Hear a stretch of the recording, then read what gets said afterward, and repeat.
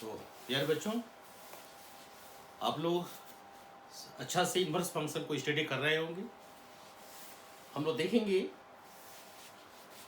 Lecture 5 में, lecture 5 हमारा चल रहा है, जिसमें कॉन्सेप्ट को समझाने के बाद हम लोग इसके एक्सरसाइज में आ रहे हैं, क्योंकि किसी भी सवाल को हल करने के लिए ये ज़रूरी है कि आपको फार्मूला की तरफ प्रेशर डालना है। जो फार्मूला है, फार्मूला को आपको अप्लाई करना है। कैसे अप्लाई करेंगे, क्या करेंगे, इसलिए हम चल रहे हैं। और सीखने के लिए सबसे अच्छा साधन एनसीईआरटी की टेक्स्ट बुक के क्वेश्चंस हैं। तो पहले आप बेसिक चीज़ें अच्छा से समझ करके एक्सरसाइज पूरा बना लीजिए। बनाने के बाद चैप्टर के अंत में हम आपको बोर्ड के एक्सपेक्टेड क्वेश्चंस जो हर बार पूछे जाते हैं उसका डिस्कशन भी करेंगे। तो चलिए पहले हम एक्सरसाइज के हर क्वेश्चन की ओर चलते हैं। आइडिया आपको देते चले जाएंगे। कुछ क्वेश्चंस के बारे में ओरली आपको समझा देंगे ताकि आप खुद प्रैक्टिस कर सकें। और किसी भी तरह का समस्या यदि हो तो आप कमेंट बॉक्स में जा करके कमेंट करके पूछ सकते हैं। तो चलिए शुरू करते हैं हम लोग इसके डिफरेंट प्रॉब्लम्स को कैसे सॉल्व किया जाता है। तो पहला क्वेश्चन हमारा है, पहले तो हमको टॉपिक देखना है। टॉपिक है find the principal value of the following, PV principal value of the following.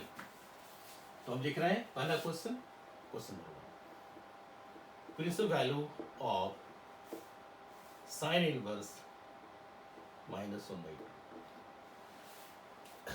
तो इसमें आपको क्या करना है, इसमें 2-3 स्टेप आपको कवर करने हैं।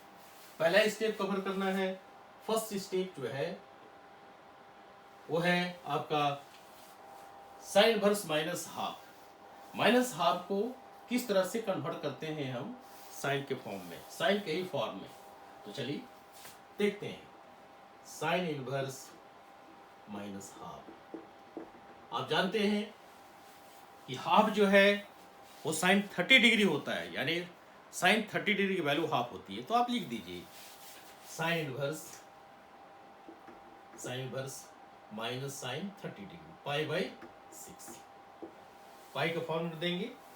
ध्यान रखना चाहिए आपको यहाँ पर कि इसका डोमेन क्या है, यानी हम दूसरा स्टेप जो फॉलो कर रहे हैं, take care the domain of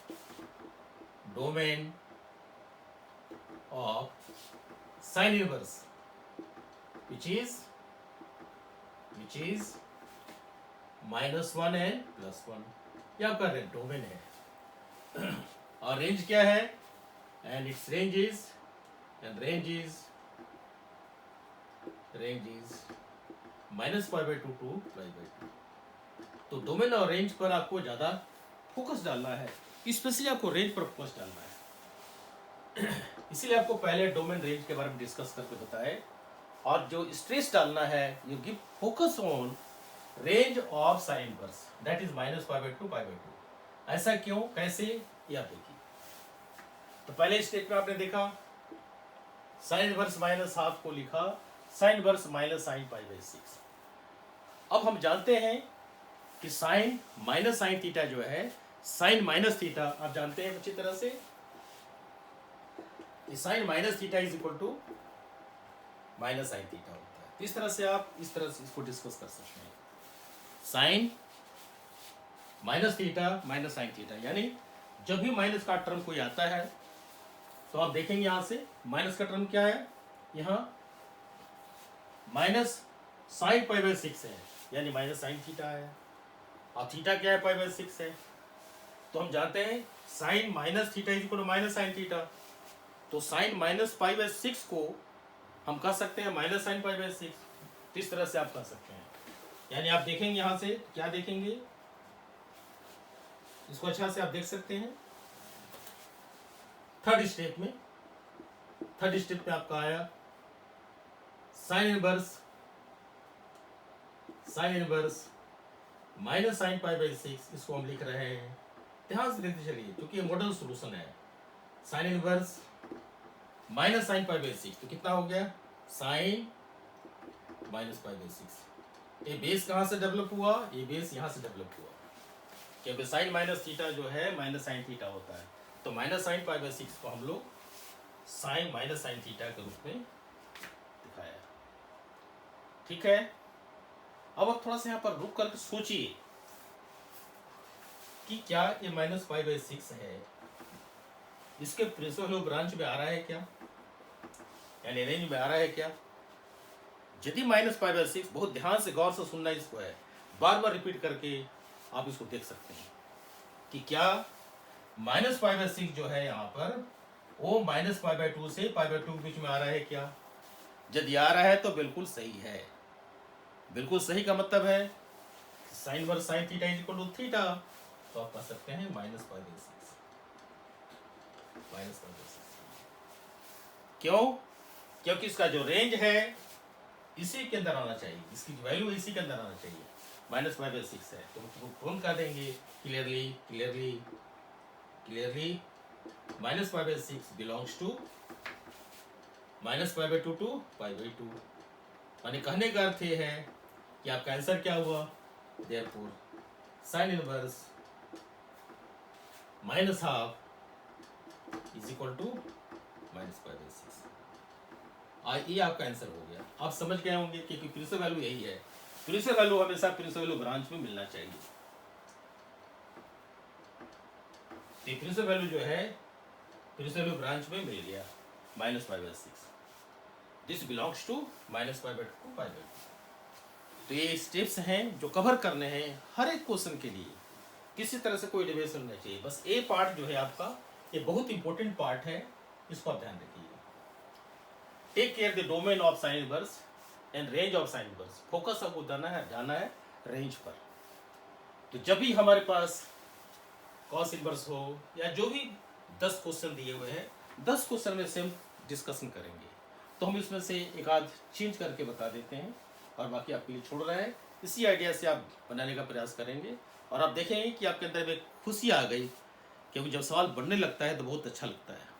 तो हमारा उद्देश्य यही है कि आपको ऐसा समझाया जाए ताकि किसी भी तरह से कोई समस्या न हो। चलिए देखते हैं दूसरे प्रॉब्लम की ओर। अब थोड़ा सा फास्ट मूव कर जाएंगे क्योंकि सारा आइडियाज आपको बताया जा चुका है। चलिए हम लोग सेकंड को देख लेते हैं। सेकंड यानी क्वेश्चन नंबर 2 को देखिए। ये आपका क्या है, कॉस इनवर्स √3/2। क्योंकि फर्स्ट टाइम डिस्कशन का था इसीलिए आपको पूरे समय लेकर समझाया। अब आप फास्ट मूव कर सकते हैं। फास्ट मूव करने के लिए क्या है, कॉस इनवर्स। ध्यान रखिए क्या आपको माइंड में रखना है, आपको कॉस इनवर्स का रेंज याद रखना है। तो रेंज ऑफ कॉस इनवर्स क्या है, माइंड बैठा लीजिए, आप एक कोने में लिख दीजिए। Range of cos inverse x कर दीजिए इज क्या है 0 to π। ये आपका रेंज है, इसको आप ध्यान रखिए, इससे आपको डिवाइड नहीं करना है। ये बहुत इंपॉर्टेंट पॉइंट है, इसको ध्यान रखिए। रेंज ऑफ कॉस इनवर्स 0 से π है। तो आप चलिए √3/2 को क्या करेंगे, एक कॉस के किस फॉर्मेट में है, कॉस की कौन सा एंगल है जो √3/2 देता है। तो आप जानते हैं कि cos 30 degree is equal to √3/2। Cos 30 degree is equal to √3/2। तो आप दे दीजिए कॉस π/6, क्योंकि साइन 30 डिग्री हाफ होता है, कॉस 30 हो गया √3/2। अब आप देखिए कि π/6 क्या π/6 इसमें लाई करता है, तो आपका उत्तर आएगा सही, लाई करता है। Therefore cos inverse cos π/6 equal to π/6। हम लोगों ने आंसर कैसे निकाला, आंसर यह कह कर निकाला कि π/6 जो है 0 से π के बीच बिलोंग करता है। तो आप समझ गए हो कि इसकी क्या इंपॉर्टेंस है। अब आप थर्ड को देखिए। थर्ड में क्या है, कॉसेक है, कॉसेक इनवर्स 2। कॉसेक इनवर्स 2 जो है, क्योंकि आप कॉसेक इनवर्स 2 की ओर जा रहे हैं और आपको पहले बताया जा चुका कि हमेशा इस चीज को ध्यान रखना है, आपको sine inverse, cos inverse, tan inverse को अच्छी तरह समझना है। क्योंकि यदि sine inverse, cos inverse, tan inverse को आप अच्छी तरह समझ गए तो किसी भी तरह से दिक्कत नहीं होगी। क्योंकि यहाँ एक थ्योरी को देख फॉर्मूला को देना चाहते हैं। क्या फॉर्मूला है? Cosec inverse theta is equal to sine inverse 1/थीटा। इस तरह से आप दे सकते हैं। Cosec inverse theta is equal to sine inverse 1/थीटा। यानी कहने का अर्थ ये है कि जो कॉन्सेप्ट है, ये सवाल बनाने से पहले हम चाहते हैं इसका डिस्कशन कर लें ताकि आप इसको समझ लें पूरी तरह से, क्योंकि इस सवाल का संबंध इसके साथ जुड़ा हुआ है। तो अब चलिए देखिए कि कैसे साइन इनवर्स 1/थीटा कॉसेक इनवर्स थीटा होता है। तो अब चलिए यहाँ से स्टार्ट कीजिए, चाहे आप राइट हैंड साइड ले लें चाहे लेफ्ट साइड ले लें। तो हम लेफ्ट साइड ही ले लेते हैं। LHS क्या आपका है? LHS है cosec inverse theta. Cosec inverse theta बहुत ध्यान से देखना है। मान लीजिए हमारा ये y है, इसको आप मान लीजिए C। स्टेप में यदि आप मान लेना चाहता है से कह दीजिए कि ये y है। तो कॉसेक इनवर्स का जो रूल है क्या हुआ? ये cosec y is equal to theta. This implies cosec y is equal to theta. ये आपका है cosec inverse theta is equal to y, cosec y is equal to theta. और इसका रेसिप्रोकल लीजिए, टेकिंग रेसिप्रोकल। आपको हम sec inverse, cot inverse, cosec inverse के लफड़े में डालना नहीं चाहते। हम चाहते हैं कि sine inverse, cos inverse, tan inverse को आप याद कर लें तो बड़ी आसानी से आप अपने आप को बिल्डअप कर सकते हैं हर सवाल बनाने के लिए। टेकिंग रेसिप्रोकल कितना हो गया? 1/कॉसेक y इज इक्वल टू 1/थीटा। अब आप देखिए कि 1/कॉसेक y कितना हो गई? This is sine y, this implies sine y is equal to 1/थीटा। आपका y कितना हुआ? y हुआ साइन इनवर्स 1/थीटा। आशा है आप समझ गए होंगे ये फार्मूला। ये सारे फार्मूला हैं जो आपको बहुत इंपॉर्टेंट फार्मूले के रूप में समझे जाते हैं। इसलिए साइन इनवर्स 1/थीटा को आप कॉसेक इनवर्स थीटा ले सकते हैं। अब चलिए देखिए किसका संबंध कैसे है इसमें और आपको कितनी आसानी दे रहा है सवाल बनाने में। चलिए देखते हैं, यहाँ पर आते हैं। आपने इसको देखा ही, चलिए कॉसेक इनवर्स 2 को देखिए।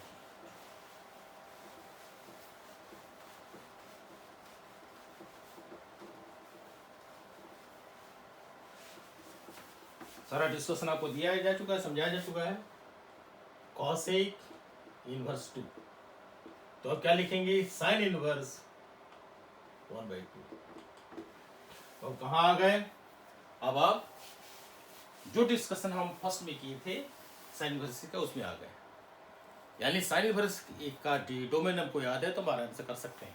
चलिए sine inverse half, sine inverse half कितना हो गई? साइन इनवर्स चूंकि आप समझाया जा चुका है, हाफ होता है साइन 30 डिग्री π/6। अब जानते हैं इसका डोमेन कितना है, रेंज क्या है साइन इनवर्स का? -π/2 से π/2।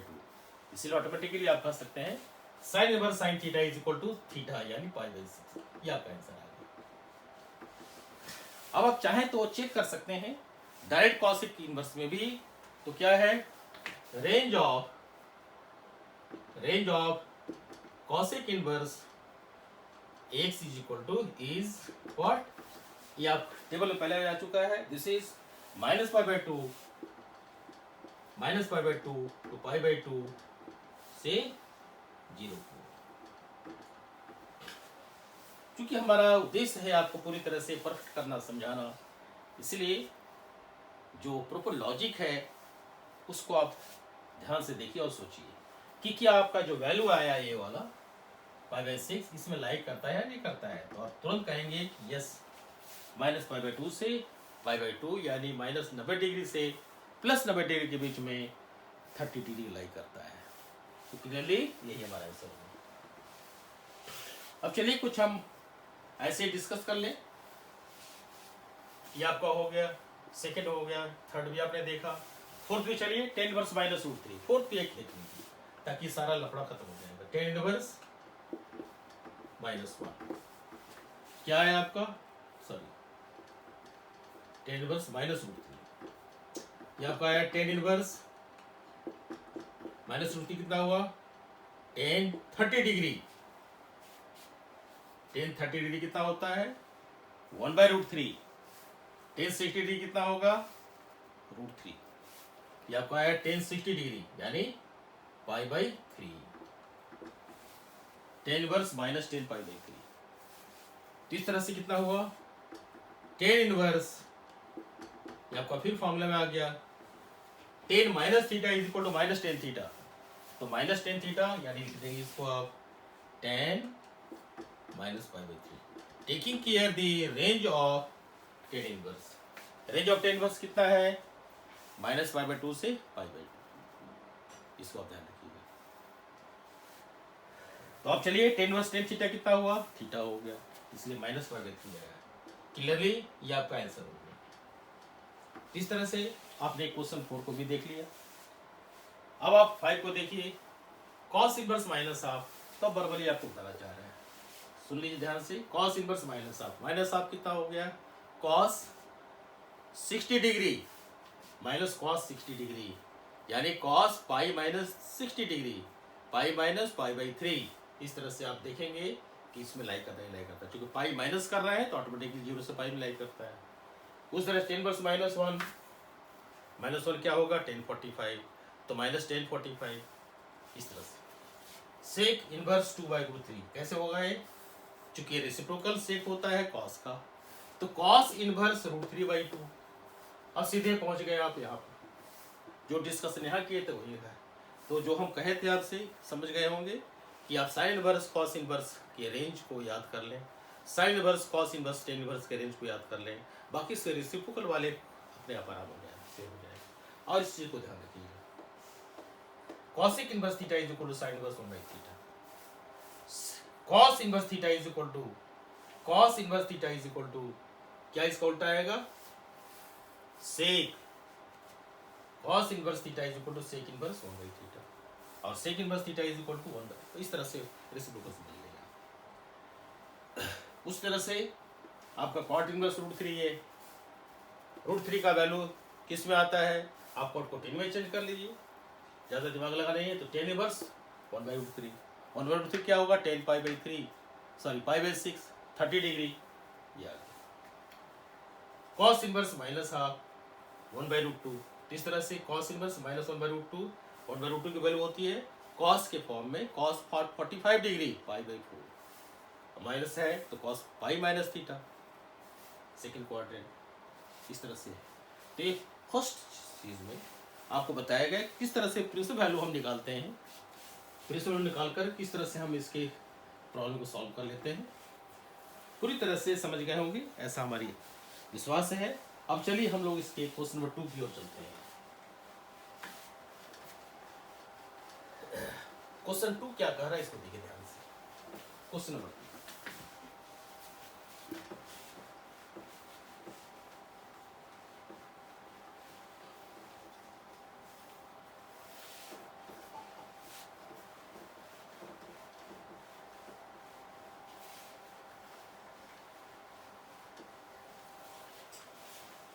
yes let us see question number 2।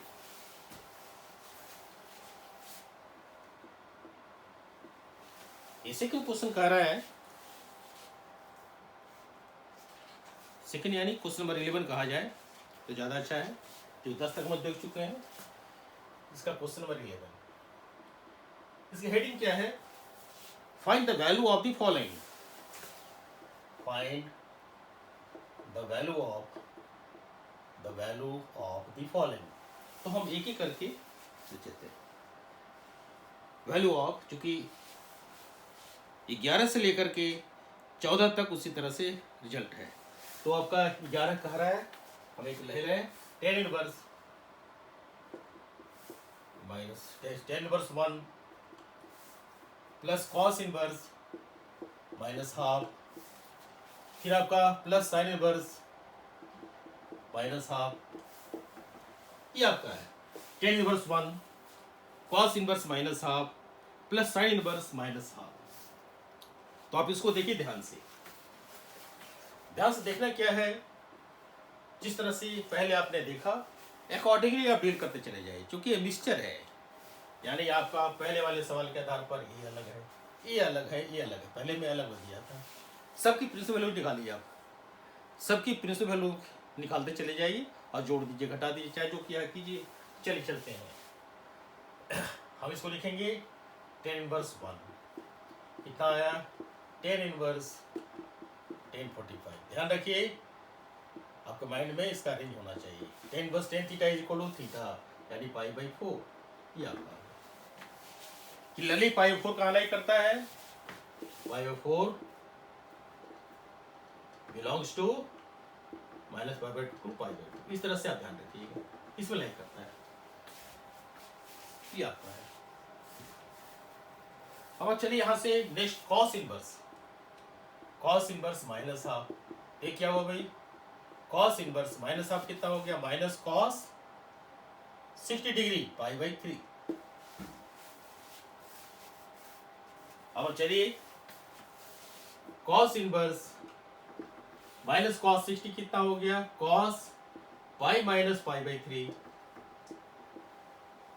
अब चलिए चूंकि पाई माइनस π/3 है तो ऑटोमेटिकली जो हमारा डोमेन है उसका रेंज 0 से पाई है, तो ऑटोमेटिकली आ जाएगा, यानी cos inverse 3π minus pi cos 2π/3, यानी cos inverse cos theta is equal to 2π/3। ये आपका आंसर आया। सॉरी इसका आंसर नहीं है, बस सिर्फ हम कॉस इनवर्स माइनस हाफ कर, समझ गए होंगे पूरी तरह से। अब चलिए साइन इनवर्स माइनस हाफ की ओर चलते हैं।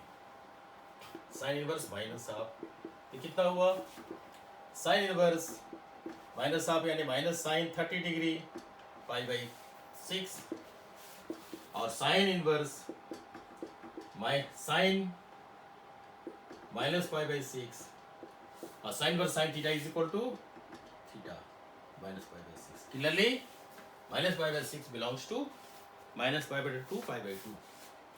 इस तरह से टेन इनवर्स 1 कॉस इनवर्स -1 और साइन इनवर्स माइनस हाफ को निकाला, देयरफॉर एडिंग सबको आप एड कर दीजिए, एडिंग ऑल, तो वो क्या आएगा 10 inverse 1 plus cos inverse minus half plus sign inverse minus half. इस तरह से आया, रिजल्ट क्या आया 10 इनवर्स 1 आया आपका π/4, yes π/4 plus cos inverse minus half आया 2π/3, फिर आपका साइन इनवर्स माइनस हाफ आया -π/6।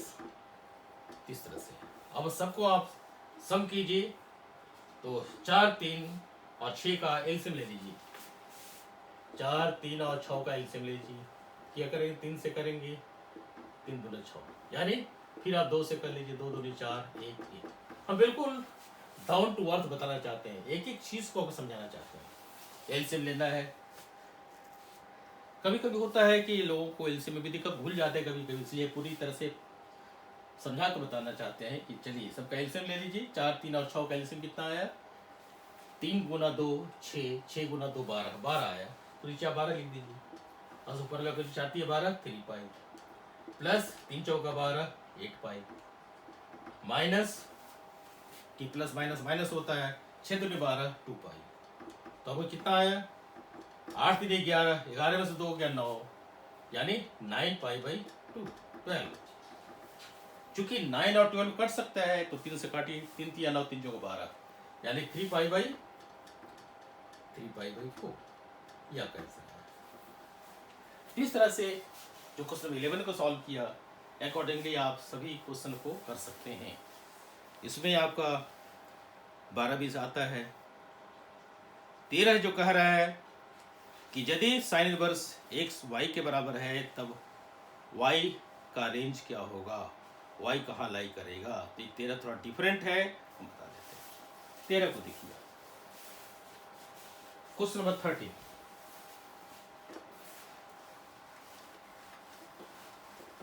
जो लाइक प्रॉब्लम है छोड़ दिया गया ताकि आप प्रैक्टिस करें। इसी तरह से क्वेश्चन 13 को जाइए।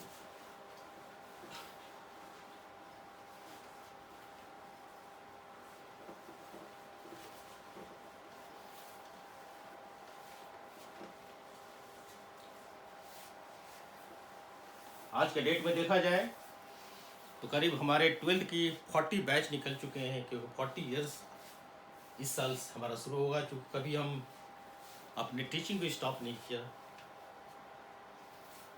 केंद्रीय विद्यालय से अवकाश प्राप्त करने के बाद में भी उसी स्कूल को ज्वाइन किया, फिर उसके बाद कहीं ना कहीं हम इंगेज रहे। इसलिए आपको कोशिश करते हैं कि आपका अपने अनुभवों का आपको फायदा उठाने दें, आप समझें, इससे आपको लाभ मिलेगा। जो आइडियाज़ हैं, इसलिए हर क्वेश्चन के अंत में आपको हम कुछ ऐसे डिस्कशन के अंत में कुछ ऐसे बोर्ड के क्वेश्चंस आपको देंगे जो 100% श्योर होगा उसको आना ही है। इसको ध्यान रखिएगा। उसकी संख्या हम ज़्यादा रखना नहीं चाहेंगे, उसकी संख्या हम 4 या 5 के रूप में रखेंगे ताकि आपको ज़्यादा प्रेशर डालना ना पड़े।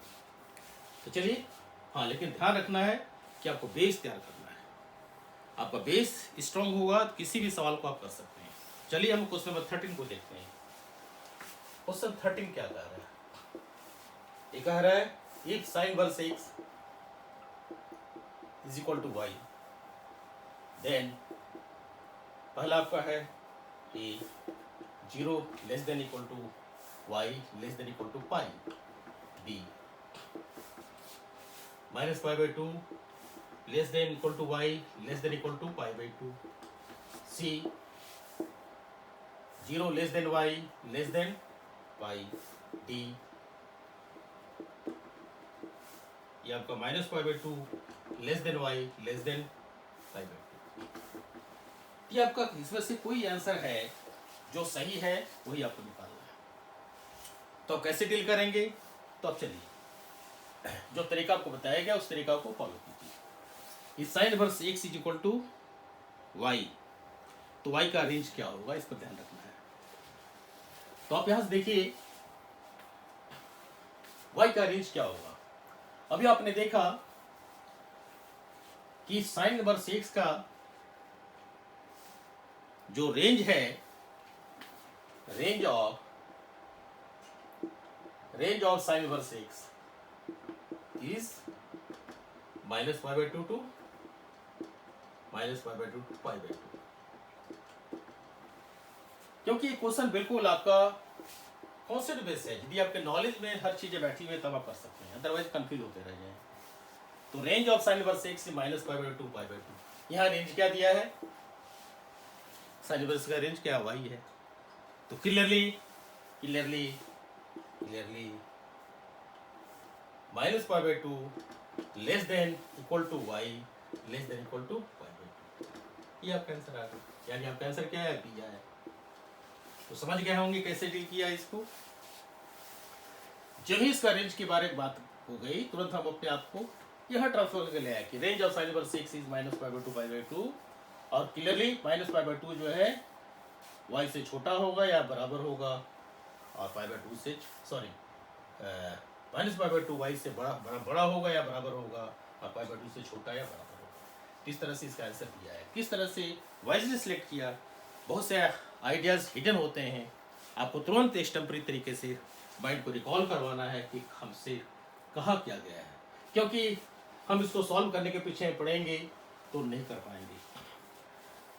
जैसा आपको बताया कि 40 वर्षों में मैं बहुत सारे कार्य को किया, हेड एग्जामिनर भी रहा, एग्जामिनर भी रहा, बहुत सारे बच्चों के कॉपी को चेक करवाया, देखा जितनी गलतियां होती हैं, बच्चे कहाँ फंसते हैं, वो कंफ्यूज हो जाते हैं, कैसे कंफ्यूज हो जाते हैं। क्योंकि इस सवाल को देखा जाए तो बच्चा कंफ्यूज क्या हुआ, यहाँ सोचना शुरू करेगा, चलो सॉल्व करते हैं इसको। लेकिन सॉल्व करने के बाद क्या मिलेगा? कुछ नहीं। साइन वर्सेस को साइन वाई यानी एक्स बराबर साइन वाई, फिर बैठ के मुंह तकता रहेगा, क्या करना। इसलिए तुरंत आपको यहाँ ढूंढना है कि रेंज कंपोजिट देना है, क्योंकि रेंज तो वाई दिया हुआ है। इसलिए तुरंत टेबल से आप आंसर दे सकते हैं कि चूंकि रेंज साइन वर्सेस का minus pi by 2 pi by 2 है, इसलिए हमारा वाई जो है इसकी रिप्लाई करेगा। तो आशा है क्लियर हो गया आपको। अब लास्ट क्वेश्चन देख लीजिए, 14 नंबर है लास्ट क्वेश्चन। इसको देखिए कैसे डील करते हैं। Question form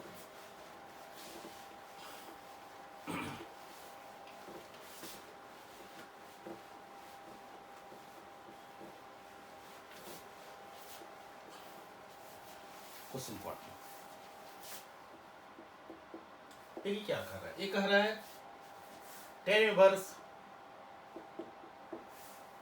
√3 minus sec inverse -2 is equal to a pi b -π/3 c π/3 d 2π/3। इस तरह से आपको दिखाया गया A B C D इसके आंसर हैं। कोई भी एक आंसर सही आंसर है तो आप कैसे डील करेंगे, ये पहले भी कर चुके हम लोग हैं। एक बार चलिए फिर से ट्राई करते हैं इसको उसी आइडिया को लेकर। टेन इनवर्स √3 यानी क्या करेंगे 10 π/3 60 डिग्री जैसा बोलता है। इधर क्या है 10 इनवर्स 10 π/3 10 इनवर्स 10 थीटा कितना होगा, वो थीटा होगा। हमेशा फॉर्मूला को ध्यान रखिए 10 इनवर्स 10 थीटा क्या होगा, दैट इज थीटा। इस तरह से क्या वैल्यू आया 10 इनवर्स 10 π/3 इज π/3, ये आपने π/3 कर दिया। अब चलिए सेक इनवर्स -2। आपको पहले ही बताया कि sec inverse cosec inverse cot inverse के सवाल में डील करना चाहता है तो आप इसका मेन पेरेंटल फंक्शन में चले जाएंगे। यानी हम चला जाते हैं कॉस में जाना चाहते हैं, यानी कॉस इनवर्स ये आपका कितना हो जाएगा -1/2। Sec inverse -2 is equal to cos inverse -1/2 since sec inverse theta is equal to cos inverse 1/थीटा। इसको आप ध्यान रखिएगा, फॉर्मूला को हमेशा हाईलाइट करते चल रहे हैं ताकि वो किसी तरह से परेशान नहीं हो। क्योंकि साइन इनवर्स कॉस इनवर्स में आप कंफर्टेबल है तो वहां ले आए। ये आपका कॉस इनवर्स माइनस आप कितना हुआ cos 60 degree, cos 60 degree half होता है तो कॉस π/3 इस तरह से आया। अब फिर उत्तर चले जाइए तो cos inverse cos π - theta is equal to minus cos theta, इसलिए कॉस π - π/3। जब आपने पाई से माइनस कर लिया ऑटोमेटिकली इस रेंज में आ गया कॉस इनवर्स का। इस तरह से आपका आया 3π - π 2π/3 यानी कॉस इनवर्स कॉस 2π/3 यानी हो गया 2π/3। मेथड बहुत सारे होते हैं बनाने के लिए, लेकिन जो हमको आसानी लगा हम क्लास में समझा करके लोगों की खुशियाँ बटोर कर आए हैं वही आपको बताया जा रहा है। बच्चे बहुत खुश होते थे क्लास में इस मेथड को सीखने का, इसलिए आपको बताया है 2π/3। थोड़ा सा लंबा हो जाए कोई बात नहीं, डोंट वरी फॉर दैट, लेकिन सही होना चाहिए। सेक इनवर्स -π/3 ये आपका आ गया। अब आप दोनों को जोड़िए, therefore 10 inverse √3 minus sec inverse -2 is equal to क्या आया 10 इनवर्स √3 का वैल्यू आया आपका π/3 माइनस सेक इनवर्स -2 का वैल्यू आया 2π/3 तो आपका आया 2π/3। जब दोनों को सॉल्व करेंगे 3 आया π - 2π यानी -π/3। और ढूंढिए कि -π/3 कहीं है क्या, तो आप देख रहे हैं कि बी में है, तो आपका आंसर क्या आया बी आया। इस तरह से ये आपका पहला जो बेसिक एक्सरसाइज था इनवर्स पर वो समाप्त हुआ। नेक्स्ट एक्सरसाइज में हम लोग देखेंगे पहले properties of inverse trigonometric function देखेंगे, फिर उसके बाद इससे रिलेटेड कुछ सवाल को देखेंगे। एक्सरसाइज के पहले हम चाहते हैं पूरी प्रॉपर्टीज को आपको समझा दिया जाए, फिर आप सवाल की ओर जाएंगे तो अच्छे से समझ में आएगा। तो एक सेपरेट लेक्चर हमारा इसके properties of inverse trigonometric function पर होगा। उसके बाद नेक्स्ट एक्सरसाइज 2.2 फिर उसके बाद मिसलेनियस प्रॉब्लम है आपको ये करेंगे। तो जितने भी छोटे छोटे वीडियोस बनाए जा रहे हैं इसको आप ध्यान से समझिए, प्रैक्टिस कीजिए, सुनिए बार बार, आपको हर स्टेप क्लियर हो जाएगा सवाल कैसे बनाया जाता है। तो इन्हीं शब्दों के साथ इस चैप्टर को यहीं इस एक्सरसाइज में ही समाप्त करते हैं। नेक्स्ट लेक्चर में फिर आगे देखेंगे। Thank you.